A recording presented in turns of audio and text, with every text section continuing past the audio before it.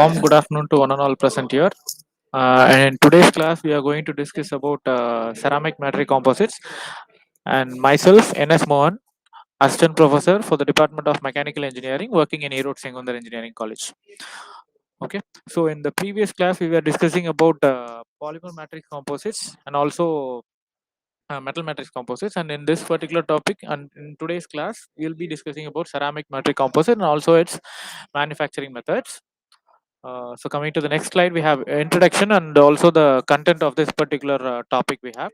So the first thing is introduction to ceramic matrix composites and types of ceramic matrix composites, properties of ceramic matrix composites, and its interface and fabrication methods. We have different categories. The first thing is polymer infiltration and pyrolysis. The second one is chemical vapor infiltration method.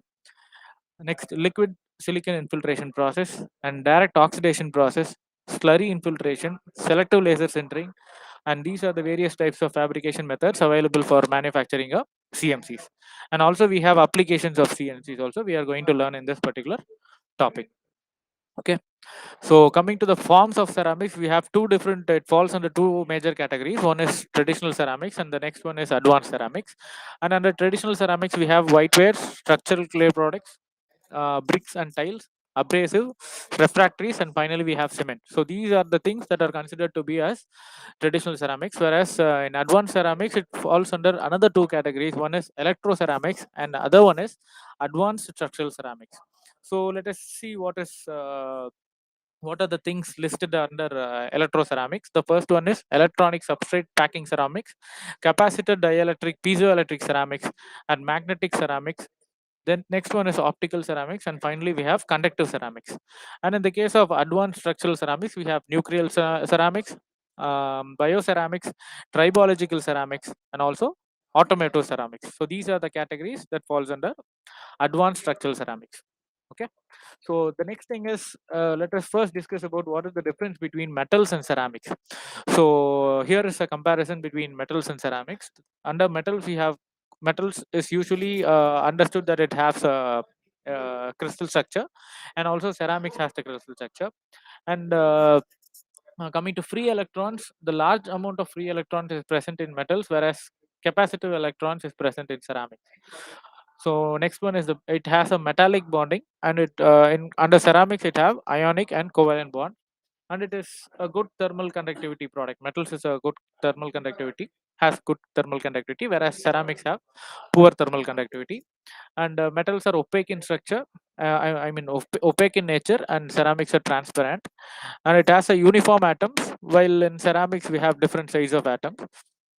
And high tensile strength, metals possess high tensile strength when comparatively to the ceramics material, and it has low shear strength, and ceramics have high shear strength and good ductility. It has a good ductility, and ceramics have poor ductility, and it is subjected to plastic flow. Metals has plastic flow when it is heated up, whereas ceramics doesn't have any flow in it. Okay, it either breaks or it is very brittle when compared to that of metals. So it either breaks or it'll just uh, broken into pieces. Okay, so next thing is it has impact strength. When compared to metal, it has poor impact strength, since the material is quite brittle when compared to that of metal. Ceramics possess a very poor impact strength, and it has relatively high weight when compared to that of ceramics. Okay, then moderate hardness, it possesses moderate hardness, but it is extremely hard. When the material becomes extremely hard, it is prone to brittleness. Okay, that we have already discussed. Then it is non-porous. Metals is non-porous, whereas your ceramic is highly porous material. It doesn't have a specific structure. It is amoeboid in nature, so it doesn't have a specific shape. Okay, and also metal have high density, whereas ceramics takes up low density. Initially it will be low density, and unless it is subjected to sintering process. It is ceramics can also be subjected to sintering, but it will happen in a controlled manner. Okay, so the next thing is coming to the introduction part. Ceramic matrix composites is a material consisting of a ceramic matrix combined with a ceramic disperse phase. So here your matrix will is also a ceramics, and also reinforcement is also a ceramic. Okay, so here also the reinforcement is predominantly we will be using a powder form of reinforcement. The next thing is ceramic matrix composites are designed to improve toughness of conventional ceramic, the main disadvantage of which is brittleness. Okay, so why we are going in for the ceramic matrix composites is nothing but in order to increase the toughness. If you are producing a component, the component toughness will be much more higher when compared to that of your metal matrix, and that is why ceramics is predominantly used in areas such as propeller in your aviation industries and all. Okay, so at the same time what happens is as the toughness increases, the brittle nature of your component will also increase. So that is the major disadvantage here. So the next thing is ceramic matrix composites are reinforced by either continuous long fibers or discontinuous fibers. Okay, so the reinforcement is done either by using a continuous fiber or a discontinuous fiber. So short fiber composites are produced by conventional ceramic processes. Uh, from an oxide. Oxide is nothing but alumina or non-oxides. Non-oxide is, comes under silicon carbide ceramic matrix reinforced with viscous of silicon carbide, titanium boride, and aluminum nitride. So these are the things that we are mostly using in the case of ceramic matrix composite. So most of the CMCs are reinforced by silicon carbide fibers due to their high strength and stiffness. So in under ceramic matrix composite, these two categories are predominantly used in order to obtain a high strength and stiffness. Okay, so viscous incorporated with short fibers ceramic matrix composites improves its toughness, resulting in crack propagation. So you know what is viscous? Viscous is nothing but your it's small hair like structures projecting out. So when you are using that particular thing as your reinforcement, in addition to reinforcement, what happens is it provides a better bonding. Okay, it holds your reinforcement material in a stiff manner. Okay, that is why you are incorporating viscous in the case of ceramic matrix composite, but it is not used in metal matrix composite. It will be eliminated in the case of metal matrix composites. The next thing is long fiber composites are reinforced with either by long monofilament or long multifilament fiber. So monofilament is it will be having only one filament in it, and multifilament will be having a number of filaments that depends on the size of the material that are being produced. The next thing is the best strengthening effect is provided by disperse phase, not only in ceramic matrix composites, right from polymer matrix composites on also your metal matrix composite. The best method of reinforcement uh, is achieved with the help of disperse phase of reinforcement. Okay, so that is nothing but the powder form of reinforcement. So it mixes it blends well with your matrix so that it provides a better mechanical and physical property. Okay, the next thing is monofilament fibers produce stronger interfacial bonding with the matrix material, improving the toughness. As I said, it provides a good bonding between materials so that you will end up in producing a hard component.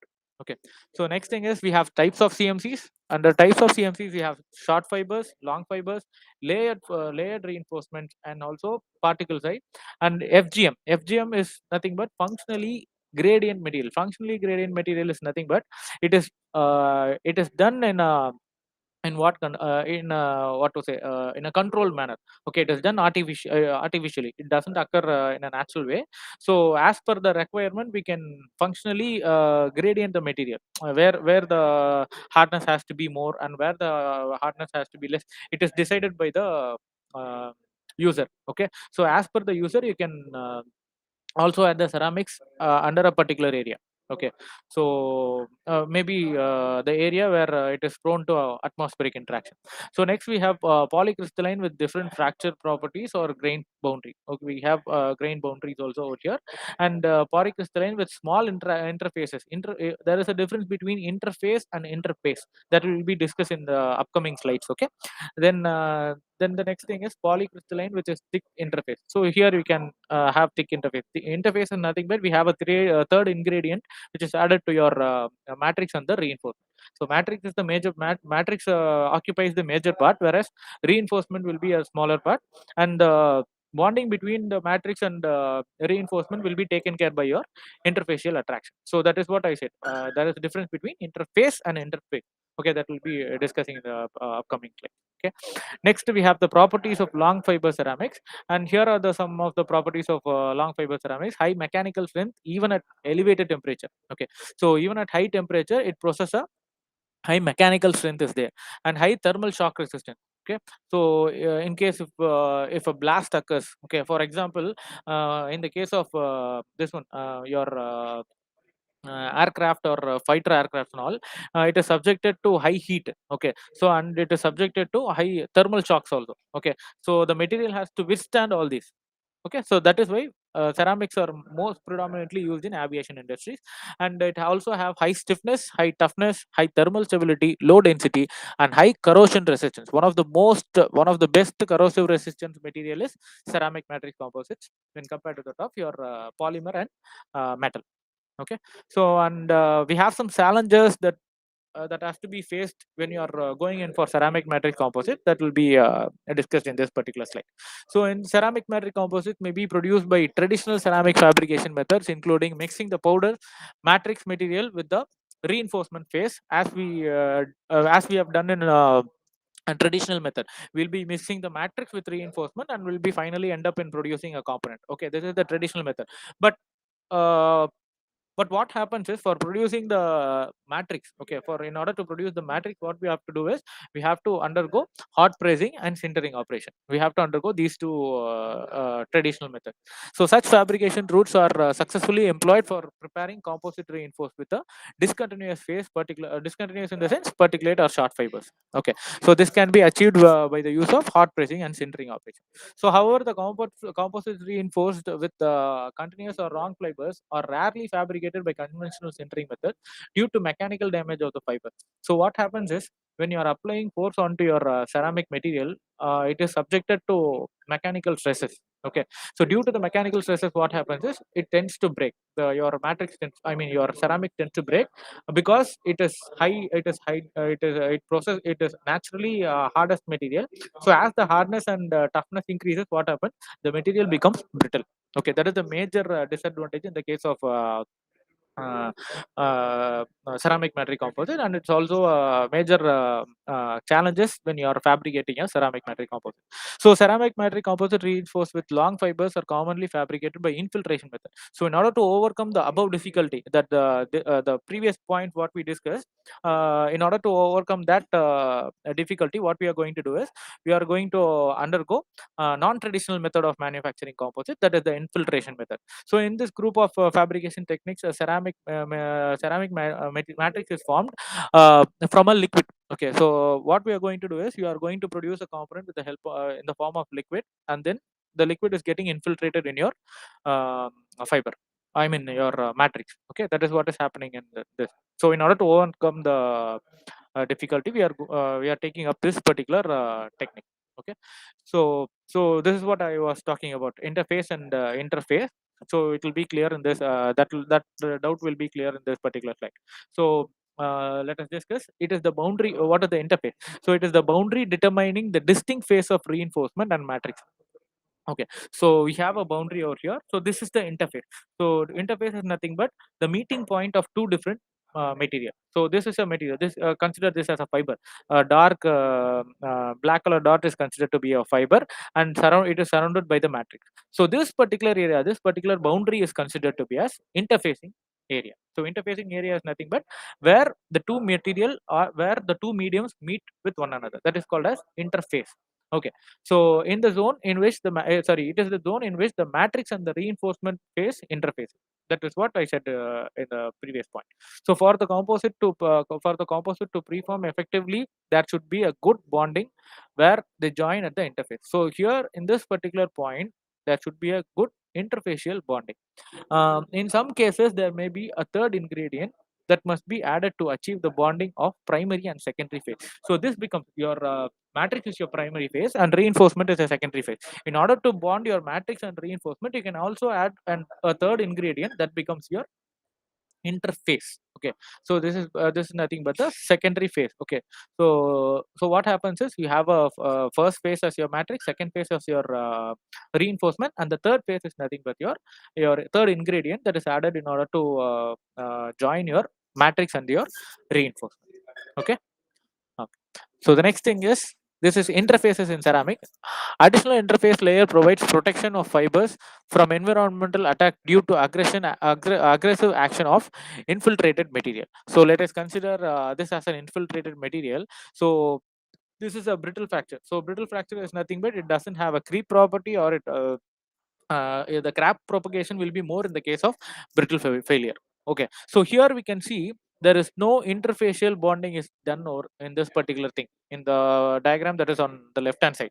Okay, so first thing is you have a, so let us consider this is a type of diffusion. This is a product which is done out of a diffusion bonding process, and we have different layers. It is arranged in a sandwich manner.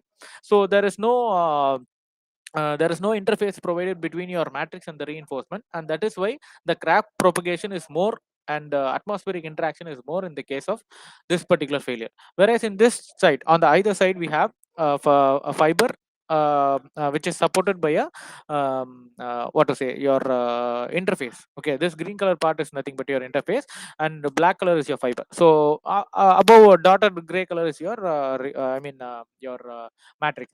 Okay, so there is a better bonding between your matrix and the reinforcement that is achieved by using a interfacial attraction.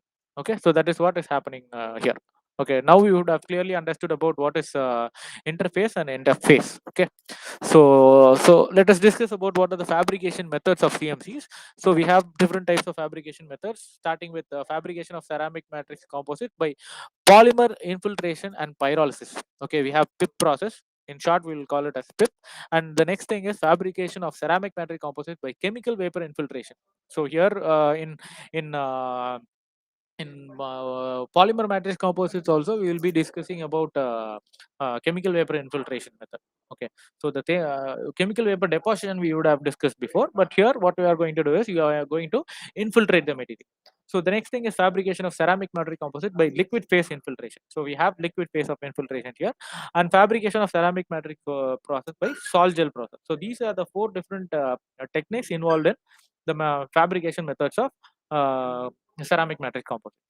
So let us see about what is PIP process. PIP is nothing but polymer infiltration and pyrolysis method. So it is the method of fabrication of ceramic matrix composites, um, comprising an infiltration of a low viscous polymer into a reinforcing ceramic structure. So what happens is your reinforcement is considered to be your preform. Okay, so preform is already made ready with the help of your ceramic structure, and into which a low viscous polymer. Low viscous polymer is nothing but you can either add thermoset or thermoplastic polymer into it, so that when it is in liquid state, it will be easily infiltrated in your uh, reinforcement. Okay, so the next thing is pyrolysis is the method of heating the polymer in the absence of oxygen. So this is the definition for pyrolysis. So pyrolysis is nothing but you are heating the polymer in the absence of oxygen. So what happens is it decomposes and it converts it into ceramic. Okay, so under the presence of oxygen, what happens is there is no possibility for the conversion of your polymer into ceramic. Okay, so only under the absence of oxygen it is possible, and so the specific process is said to be a pyrolysis process. So polymer infiltration and pyrolysis technique is used mainly for fabrication composites with silicon carbide matrices from polycarbides. The yield of SiC and precursors is about 65%. So what happens is, so when you are capable of doing this particular thing, what happens is you will end up in producing 65% of your precursor. Precursor is nothing but the reinforcement into which your polymer heated polymer has to be infiltrated. Okay, so next thing, fabrication method. So fabrication of pre impregnated material. So material can be also called as pre-break. The reinforcing fibers are impregnated with the resin and then dried or cured. So what happens is the reinforcement fibers are impregnated into the resin and then dried and cured. So what happens is, so we are going to convert the form into liquid form, and then we are going to inject it into your preform. Okay, that is what is happening. So here the layup is there. So layup is nothing but the preg is shaped by a tooling mold. Okay. So what happens is you are preparing a pre-preg in the by using a conventional method. Conventional method is nothing but layup method. Layup is nothing but it may be a என்ன சொல்றது, it may be a manual layup or it can also be a spray layup method, and also we can use molding methods also. The late pre-preg is molded. Various molding methods may be used like vacuum bag molding we have, or increase air pressure molding we have, and also we have infiltration methods, gas pressure infiltration, squeeze pressure infiltration. So any method, by any method we can convert it into a mold. Okay. So and also autoclave molding is also one of the techniques. Okay. A combination of pressure with the increased temperature may also be achieved in compression molding. Okay. So you know about compression molding also. Okay. That can also be implemented in the manufacturing of ceramic matrix composites. Okay. So next thing is infiltration of precursor pre-ceramic polymer. Okay. So how the infiltration is done? The pores of the reinforcing structures are filled with low viscous solution or a pre-ceramic polymer when the polymer is immersed into it. So what happens is you are going to immerse your pre-ceramic polymer is nothing but you are going to immerse your preform into the pre-ceramic polymer, so that due to the viscous action what happens, due to the low viscosity, what happens, the low viscosity material will get infiltrated into your reinforcement. The infiltration process is driven by a capillary force, therefore it is commonly conducted at normal pressure. So the infiltration is just done by capillary action, so there is no additional tools required for infiltrating your polymer into the preform. Okay. So or it can be either done by vacuum or pressure assisted methods also. Okay. So next thing is pyrolysis. Pyrolytic decomposition of pre-ceramic polymer is performed in the atmosphere of argon. So here oxygen has been eliminated and and it is happening under argon environment at temperature in the range of 1472 to 2372 degree Fahrenheit. Okay. So it is happening under this particular temperature. So nitride matrices are fabricated in atmosphere of nitrogen or aluminum. So it can be happening at under argon environment or nitrogen environment or ammonia environment. So these three things are predominantly used, whereas hydrogen environment also can be used in the case of in the case of fabricating a ceramic matrix composite. The value of ceramic yield is determined by the weight of loss. Okay. So what happens is on continuous heating, what happens, it is subjected to vaporization. So that is why the weight of the polymer will, the weight of the polymer will get reduced. Okay.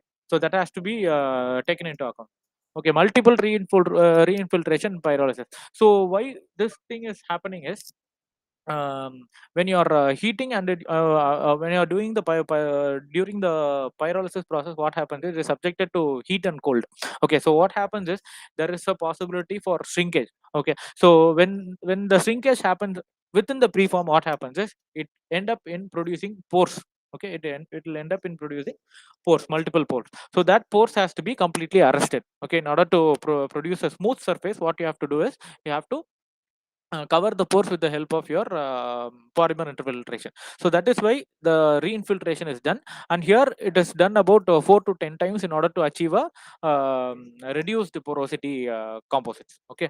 So this is the diagrammatic representation of polymer infiltration process, that is PIP process. So first thing is we have a ceramic fiber preform. So ceramic is converted into a fiber form, so this becomes your preform, and this preform is placed within a soaked into a container which consists of a pre-ceramic polymer. Okay. So this is your ceramic preform, and also and here it has a what to say, pre-ceramic polymer which is in liquid state. So what you are going to do is you are going to soak this particular guy into this thing container, so that the material will get infiltrated. Okay. So then what you are going to do is you are going to apply heat over it, so that is called as your pyrolysis. Heat should be applied in this particular area under the absence of oxygen. Okay. So what happens, you are going to heat this particular thing to 800 to 1300 degrees Celsius. So the result is the production of pores. You can see some small dots over here which represents the availability of pores within the uh, ceramic matrix composite. So in order to reduce the size of the pores, okay, in order to close the pores, what you have to do is you have to repeat the process up to 4 to 10 times in order to reduce the size of the pores. Okay, so if the pores occurs, what happens? There is a possibility for oxidation reaction to happen, so which results in material failure. Okay, that has to be completely eliminated in this case. Okay, that is why we are going to going to continue the process 4 to 10 times, right? Okay. So next thing is fabrication of CMC. Okay, here are some advantages. Fiber damage is prevented, so we can completely eliminate the fiber damage because the fiber is completely surrounded by your uh, to pop out of your polymer material. It is completely surrounded under your matrix material. Good control over the matrix composites and microstructure. Okay, so since we are repeating the process up to 10 times, what happens is it will be you will end up in producing a component with good microstructure, and reinforcement of different forms can be used. Okay, so reinforcement in any form, it may be a continuous fiber, discontinuous fiber, or dispersed state of reinforcement can be used in this fabrication. That flexibility is available in the polymer infiltration process. So next thing is net shape components can be produced or fabricated. The near net shape, in the previous topics and all, we were talking about near net shape, but in this particular topic, we can produce net shape components. Okay, there is no further machining is required for obtaining the final shape. Okay, so that is the major advantage of this particular fabrication method. And matrices of various composition can be obtained. So you can have silicon carbide or silicon nitride, or also in silicon in as an individual component also we can be having. The next thing is in disadvantage. The fabrication time is relatively high. So since we are doing multiple infiltration, what happens is the time of fabrication becomes much more when compared to that of your other types. Okay, that is the disadvantage. And residual porosity decreases the mechanical property of composite. So what happens is, even though you are doing repeating the cycle, I mean repeating the infiltration cycle 4 to 10 times, there is a possibility for pores to still remain in your component. Okay, that reduces the mechanical property. And relatively high production cost when compared to other manufacturing methods or fabrication methods. This is quite high in cost. Okay, so the next thing is chemical vapor infiltration method. It is a process in which a solid material is deposited over a porous structure by a by the deposition of vapor. Okay, so what happens is you are going to heat the material, and then it is being controlled. The vapor is being controlled, and it is subjected to sedimentation over your matrix. Okay, that is what happening in the case of chemical vapor infiltration method. The solid material is deposited from gaseous reactant onto a heated substrate. So what happens is your preform or your matrix material is heated, over which your gaseous state reinforcement is being deposited. Okay, the preform will be a porous structure, is prepared and placed in a furnace. So this happens in a controlled environment. So we have to put this guy into a furnace, and then only we have to go undergo the fabrication method. The material is here formed by the gaseous reactant. When passed through the preform, it decomposes and get deposited over the pores of the preform. So what happens is the same thing in the case of PIP process also. We are producing a component that is considered to be our preform. So preform contains pores. That pores has to be what to say, that pores has to be arrested with the help of deposition method. So I mean what to say, vapor deposition method. Okay, so what you are going to do is you are going to place the material into your furnace. Then under a controlled environment, heat is being applied to your reinforcement, and the reinforcement will get converted into vapor state, and that vapor is getting deposited into the preform where the pores are available. That is what is happening in the case of chemical vapor infiltration. The preform here can be made of any form, and here also it can be used of any form. You can be a unidirectional, bidirectional, or it can be a matrix also. Okay, so then the preform is then placed into a furnace, which means that the reinforcement is ready. Okay, so what happens is when you are placing the preform into your this one furnace, your reinforcement is ready to take its shape. Okay, so reactant gases of vapor are supplied to the furnace, and on the flow around the prepregs, which get diffused in the preform. So this is where the diffusion process is happening. A solid matrix is formed onto the fiber reinforcement as the reactant deposits decomposes. As the reactant decomposes, what happens is a solid matrix is formed over the this thing, your preform, that becomes your matrix. Okay, the diameter of the fiber gradually increases as the reaction progresses. So what happens is your consider that tying a small filament above your heating area. So what happens under heating? What happens? It gets converted into vapor state, and that vapor will get deposited into your this one, your fiber. Okay, that is what happening in the case of chemical vapor deposition. So here it is a diagrammatic representation available. We have a heating chamber, and from here we are going to pass the reactant gas, and this becomes the red color portion is your the preform. Okay, so on the gaps available here should be infiltrated with the help of your gases. Okay, I mean the reactant gas. So what happens is you'll be having a preform, and you are having a graphite holder over here into which your preform is placed, and through which what you are going to do is you're going to pass your reactant gases. So what happens when the reactant gases reacts with your preform? It gets converted into vapor state, and that vapor carries some deposition in it, which will get deposited in the areas which is available between your preform. I mean between your what to say your fibers. Okay, so this is what happened. The reactant is here. You have a carrier gases which is converted into deposition of heated preform, and finally we have an effluent. So effluent is nothing but your final product. Okay, so this is what happening in the case of chemical vapor deposition. When a chemical vapor infiltration process is carried out isothermally, the surface pores are likely to close first, which results in restriction of gas flow to inside the preform. So what happens is, so when you are doing it in isothermally, what happens? The pores initially closes. Okay, so if your pores closes initially, what happens? It doesn't provide a pathway um, for your gas to flow into the preform. Okay, so that has to be eliminated. To avoid such restrictions, what happens is the gas flow is modified, which is included with the forced gas flow. So when you are supplying a forced gas flow, what happens? The flow of the gas will get increased, and thus it results in that it eliminates the possibility for blocking your pores. Okay, so since the force is higher, the pores will not get blocked by the gaseous reactant. Okay, and we have some advantages here.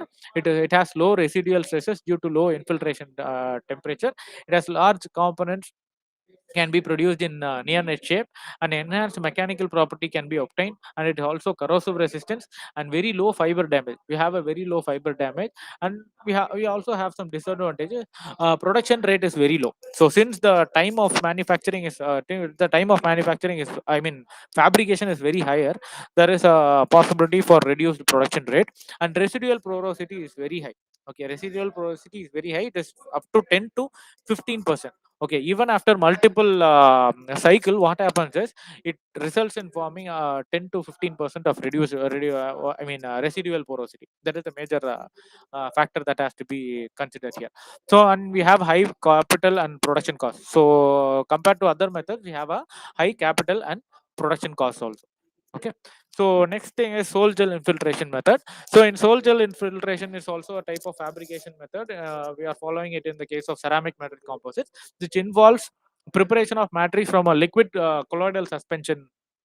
So here what happens is your matrix is in the form of colloidal suspension liquid. Okay, and also we have fine ceramic particles also. So we have colloidal suspension in the form as a result of chemical vapor reaction. So this colloidal suspension particle is formed as a result of chemical vapor chemical reaction. It forms under the chemical reaction, and it has a radii up to 100 nanometer, precipitated with liquid. It is getting precipitated with liquid. So salts have a low viscosity, therefore they easily infiltrate into the preform. So it is subjected to infiltration process. So it is very easy to get infiltrated in your preform. At elevated temperature, salts containing organomaterial compounds undergo cross-link polymers, and by either the polycondensation or hydrolysis mechanism, this can be achieved. So polymerization converts salts into gel. So the solution is getting converted into gel under polymerization reaction. A polymer structure containing liquid. Gels may be transformed into ceramics. So once the gels are subjected to higher degree of heat, what happens? It gets converted into ceramics at relatively low temperature, which reduces the probability of the reinforcement fiber damage. So this reduces the fiber damage. So what happens is, uh, the gel covers your fibers so that there is no possibility for your fiber to get interacted with the outside atmosphere, so it results in reduced fiber damage. Okay, since the amount of ceramics in gels is relatively low, they undergo significant shrinkage after drying. Okay, so what happens is, um, uh, the amount of ceramic gel what you are going to use is relatively low. So when it is subjected to drying, what happens, the shrinkage is much more um, higher. Okay, it is very significant when it undergoes drying process. The densification of the ceramic material is commonly increased by repeating the infiltration drying cycle. So when you are repeating the cycle, in the case of polymer infiltration pyrolysis, we'll be repeating the cycle 4 to 10 times, right? The same thing has to be applied here also. So we are going to repeat the cycle a number of times so that the desired density can be achieved. Next thing is soil gel infiltration fabrication. The steps involved in soil gel infiltration we'll be discussing in the particular topic. So it falls under five different categories. That is fabrication of prepregs, layup, gelation and drying, repeated infiltration and gelation, and finally we have firing. So let us see what is happening in this. So fabrication of prepregs is nothing but the reinforcement fibrous material is immersed into a soil. So what happens is, the reinforcement material is getting immersed. It is getting soaked into your soil. The soil wicks into a porous structure. So what happens is, the soil which gets converted into a porous structure in the form of reinforcement phase. So under the action of vacuum or pressure, may be applied to assess the infiltration process. And then we are following the layup method. The pre-preg is shaped by a tooling. Okay, so layup is nothing but we are going to build the material layer by layer. Okay, we are going to build the material one after the other, and that is known as the layer. And the next thing is gelation and drying. The soil is heated in order to convert it into a gel form. What we are going to do is, the soil is heated up to 150 degrees Celsius. It is converted into gel, which is then dried at temperature of 400 to 400 degrees Celsius. Okay. So water, alcohol, and organic volatile components may also be removed from this particular material under gelation process. Okay. So it will be happening under the absence of water, alcohol, and organic volatile material. So next thing is repeated infiltration cycle and gelation. So what happens is, after gelation, the material is subjected to infiltration method, and again after infiltration, when it is subjected to solidification, what happens?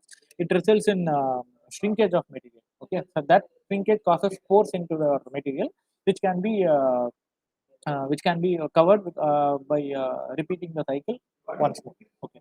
And finally, we have firing. The ceramic material is consolidated. Consolidated. What I mean is, it is getting sintered at the firing temperature. So what happens is, by sintering, what you are going to do, you are going to apply heat and also pressure at the same time. Okay. Simultaneously, we are going to apply heat and pressure so that the sintering happens. So here also there are some advantages and disadvantages of infiltration. So advantages of soil gel infiltration is less reinforcing fiber damage due to low processing temperature. So here the complete process will end up under 250 degrees Celsius. Okay, so we are not going to apply elevated temperature to your reinforcement. So there is a less possibility for reinforcing fiber damage. Okay. So next thing is controllable matrix composition and low equipment cost, low machining cost due to near net shape fabrication.